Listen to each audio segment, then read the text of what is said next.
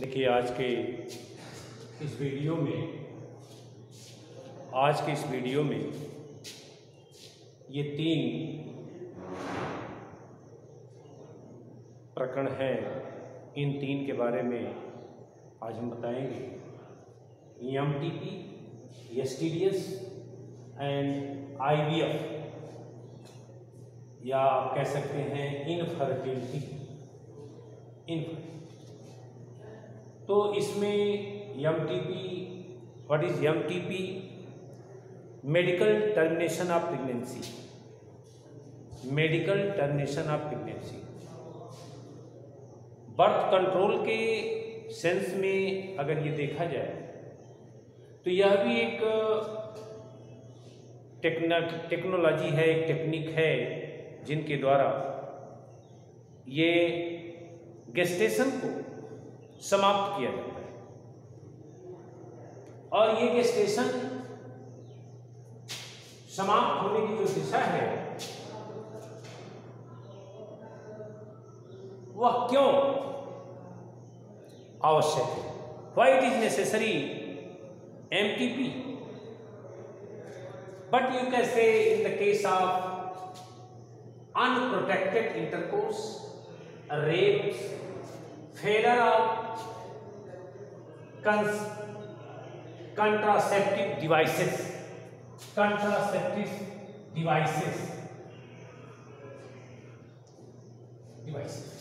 इसका मतलब यह है कि कभी कभी अनप्रोटेक्टेड, बिना किसी कंट्रासेप्टिव डिवाइस के यदि इंटरकोर्स होता है उस समय भी गेस्टेशन हो जाती है, प्रेगनेंसी हो जाती है।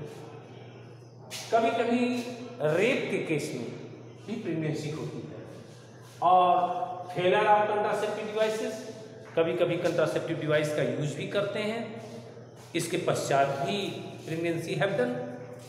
तो ऐसी स्थिति में ये EMTP अनिवार्य हो जाता है।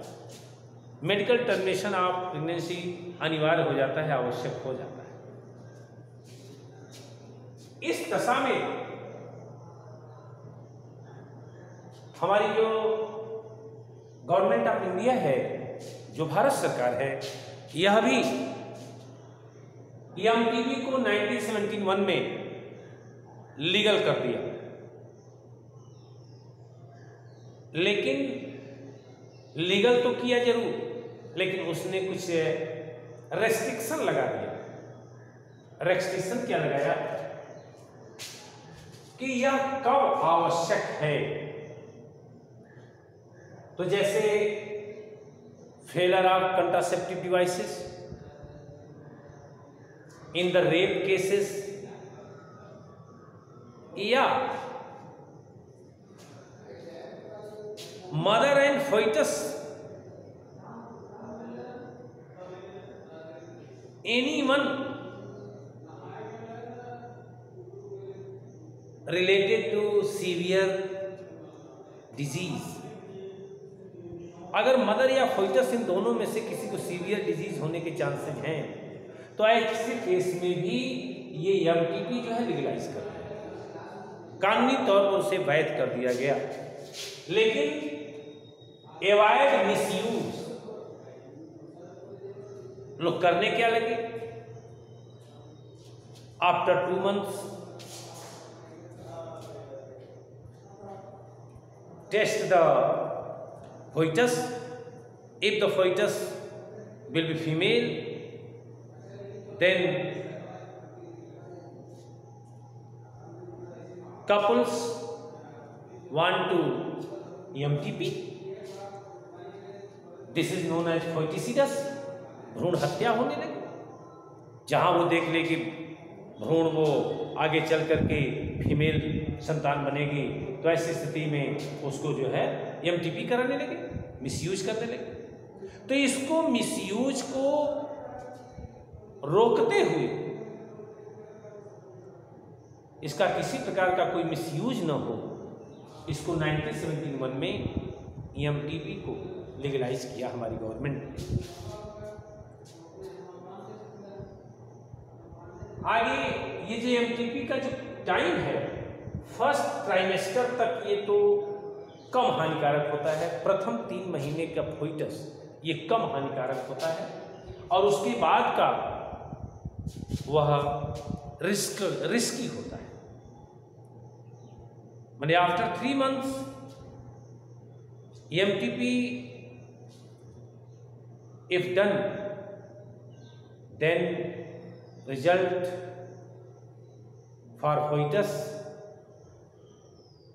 and mother risk. तो ऐसे केस में ये इससे बचना चाहिए। प्रथम सेमेस्टर में ही, प्रथम ट्राइमेस्टर में ही, अर्थात 3 महीने तक के फोइटस को EMTP कराना ये कंफर्टेबल होता है और प्रिजर्वेटिव होता है। इसके अलावा EMTP के लिए एथिकल, इमोशनल, सोशल फेसिंग भी करनी पड़ती है। तमाम प्रकार की ये सामाजिक, नैतिक और व्यवहारिक इन बुराइयों का भी फेसिंग होता है। तो इसको भी देखते हुए EMTP यह एक एक्टिविटी है जिसके द्वारा बर्थ कंट्रोल उन कंडीशन में EMTP आवश्यक होती है, कंट्रोल इस माध्यम से भी होती है। STDs एक दूसरा प्रकरण है। STDs sexually transmitted disease, which disease transfer from one to another during intercourse. This disease are known as sexually transmitted disease like AIDS, hepatitis B, genital herpes, chlamydiasis, trichomoniasis, genital wart, gonorrhea, syphilis. These are the STDs disease which transfer from one to another by sexual contact.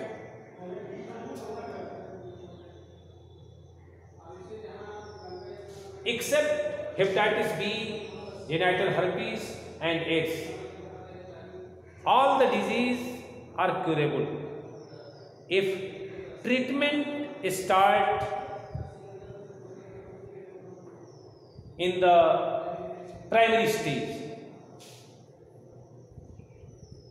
अगर primary stage में in disease का अगर इलाज शुरू हो जाए तो इनसे जो है सुरक्षा मिल जाती है, लोग बच जाते हैं, सुरक्षित। कभी कभी सिम्टम्स नहीं दिखते और सिम्टम्स न दिखने के कारण भी वो झेल जाते हैं। प्राय जो फीमेल होती है वह बहुत सी ऐसी बीमारियों को छिपा लेती हैं या डिले कर देती हैं, जिनकी वजह से asymptomatic disease are very dangerous. ये बहुत ही हार्मफुल होती है। स्टिल बर्थ, कभी कभी बच्चे जो फीटस होते हैं वो मृतक होकर के जन्म लेते हैं। एक्टोपिक प्रेगनेंसी हो जाती है, यूट्रस से बाहर गेस्टेशन हो जाता है। और इनके स्वास्थ्य इन बीमारियों के कारण इतने प्रभावित हो जाते हैं कि उनका जीवन, उनका लाइफ बराबर जो है वह रुग्ण बना रहता है। ऐसे में उनका लाइफ जो है ये सुरक्षित नहीं। तो रिप्रोडक्टिव हेल्थ में एसटीडीएस का बहुत महत्व है, क्योंकि इन बीमारियों से सुरक्षित रहना ही ये अपना लाइफ को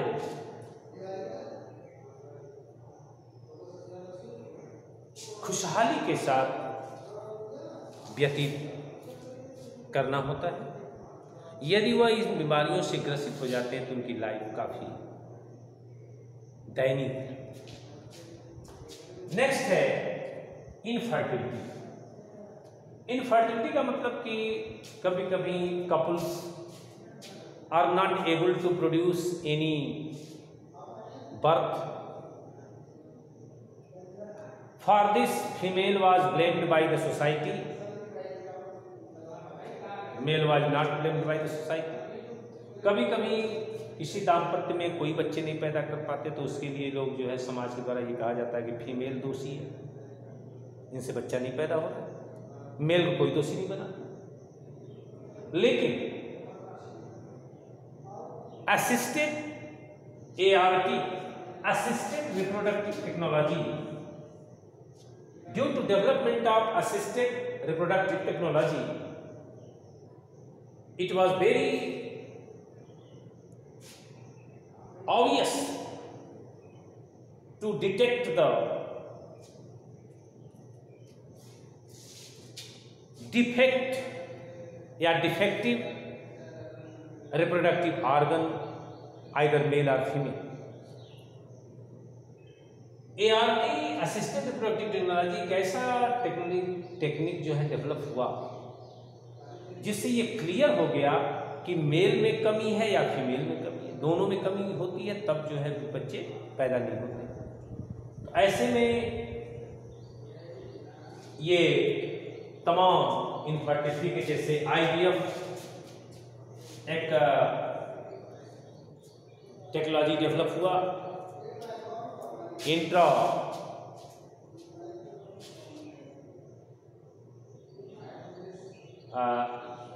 इन vitro fertilisation. In vitro fertilisation, in vitro fertilisation का अर्थ यह है कि कभी कभी फर्टिलाइजेशन जो है टेस्ट ट्यूब में कराए जाते हैं। स्पर्म और ओवम को उचित कंडीशन दे करके जब टेस्ट ट्यूब में कराए जाते हैं तो उसे हम कहते हैं in vitro fertilisation. In vitro fertilization में sperm and ovum mother father का लेकर के या फिर दूसरों का लेकर के वो उचित कंडीशन में टेस्ट ट्यूब के अंदर जो फर्टिलाइजेशन कराया जाता है और जाइगोट बनते हैं, उसे हम कहते हैं इन विट्रो फर्टिलाइजेशन। और उस जाइगोट जो टेस्ट ट्यूब में है, zygote intrafallopian embryo transfer, zygote intrafallopian transfer. इसका मतलब यह है कि उस जाइगोट अगर 8 कोशिका 8 ब्लास्टोमियर तक का अगर वो जाइगोट है, उसको हम किसी फीमेल के फेलोपियन ट्यूब में जब हम ट्रांसफर कर देते हैं तो उसे बोलते हैं जाइगोट इंट्राफेलोपियन ट्रांसफर। और वहाँ जाकर के फेलोपियन ट्यूब में वो जाइगोट 8 सेल्ड जाइगोट फिर आगे वो इम्प्लांट करता है, फिर वो फीमेल प्रेग्नेंट होती है, फिर वो इस तरह से वो बर्थ देती है। तो यह एक इन विट्रो फर्टिलाइजेशन का एक एम्ब्रियो ट्रांसफर जो टेक्निक है, हम कैसे उस मदर के अंदर हम जाइगोट ट्रांसफर किए, कहाँ ट्रांसफर किए, उसके फेलोपियन ट्यूब में ट्रांसफर किए और वह जाइगोट 8 सेल, यदि 8 सेल से अधिक है, 8 कोशिका से अधिक का वो एम्ब्रियो है, तो उसको हम इंट्राफेलोपियन ट्यूब में ट्रांसफर नहीं करते, तो उसको हम इंट्रायूटेरिन ट्रांसफर, इंट्रायूटेरिन ट्रांसफर अर्थात वह मदर के यूट्रस में ही ट्रांसफर कर देते हैं और वहीं से वो जो है क्या कर लेती है, वो इम्प्लांट हो जाती है, फिर प्रेग्नेंट होती है, फिर बर्थ देती है। एक कंडीशन है इन वीवो फर्टिलाइजेशन। कभी कभी क्या होता है कि मदर के अंदर ही फर्टिलाइजेशन हुआ, जाइगोट बना, लेकिन वो मदर चाहती है कि हम इसका पालन नहीं करना चाहते, हमारे इस जाइगोट को किसी दूसरे फीमेल में ट्रांसफर किया जाए और फिर उनके पोषण से फिर उनका वो परिवहन करें, उनके लिए कुछ वो अपना पेमेंट करती हैं और वो जो फीमेल है वो उसका परवरिश करती है, फिर बर्थ होने के बाद और वो फिर बच्चे को जो है फिर वो जिनका होता है उन पेयर को दे देते हैं। तो इसको बोलते हैं in vivo fertilisation. In vivo fertilisation also is very important technology, और वो मदर कहलाती है सैरोगेट मदर वो कहलाती है। इनके अलावा कुछ टर्म्स और भी हैं, जैसे GIFT। कभी कभी क्या होता है कि मदर के अंदर ओवम ही नहीं बनते, तो उस ओवम को गैमी इंट्राफेलोपियन ट्रांसफर, बाकी सब कुछ उनका ठीक है लेकिन उनका ओवम नहीं बनता। तो उसमें अगर हम किसी दूसरे फीमेल का ओवम ले आकर के हम ट्रांसफर कर देते फेलोपियन ट्यूब में, और फिर इंसेमिनेशन की क्रिया होती है, इंटरकोर्स की क्रिया होती है, फिर स्पर्म को फर्टिलाइज करता है, इस प्रकार से फिर उसके बाद सारी ग्रोथ जो उस मदर में होती है, क्यों उसमें ओवम नहीं बन रहा था, ओवम बाहर से लाया गया, तो इसको बोलते हैं गैमी इंट्राफेलोपियन ट्रांसफर। नेक्स्ट है ICSI, इंट्रासाइटोप्लाज्मिक स्पर्म इंसेमिनेशन। इसका अर्थ यह है कि टेस्ट ट्यूब के अंदर ओवम में सीधे स्पर्म को इंजेक्ट करा देना, उनकी इच्छा नहीं बल्कि इंजेक्ट करा देना, इंट्रासाइटोप्लाज्मिक स्पर्म इंजेक्शन। तो साइटोप्लाज्म के अंदर, ओवम के साइटोप्लाज्म के अंदर स्पर्म को डायरेक्ट एंट्री करा देना, ये कहलाता है इंट्रासाइटोप्लाज्मिक स्पर्म इंसेमिनेशन। कभी कभी इन केस में होता है कि ओवम ले लिए, टेस्ट ट्यूब में रख लिए, और फिर उस टेस्ट ट्यूब में फिर स्पर्म को ले आकर के इंजेक्ट करा दिया, इंसेमिनेट करा दिए डायरेक्ट। वो आपस में एक होता है कि दोनों आपस में कंडीशन देकर दोनों एक दूसरे को फ्यूज करते हैं, लेकिन यहाँ जो है आर्टिफिशियली उनको इंजेक्ट करा देते हैं, इसके अलावा। और एक है IUI, इंट्रायूटेरिन इंसेमिनेशन।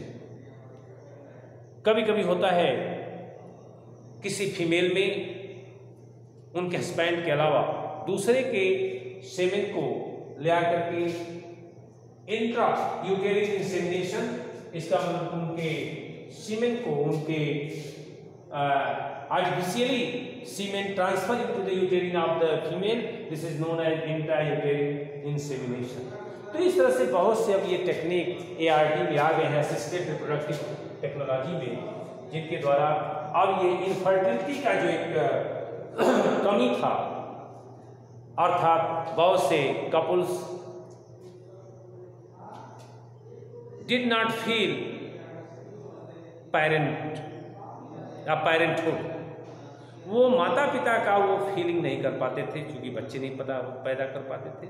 लेकिन इन टेक्निक्स के द्वारा अब ऐसे भी कपल जो स्वयं दोनों unable to produce work, it is possible by this technique, or that couple are also feel parenthood and take birth। इस प्रकार ये वीडियो समाप्त हुआ। धन्यवाद।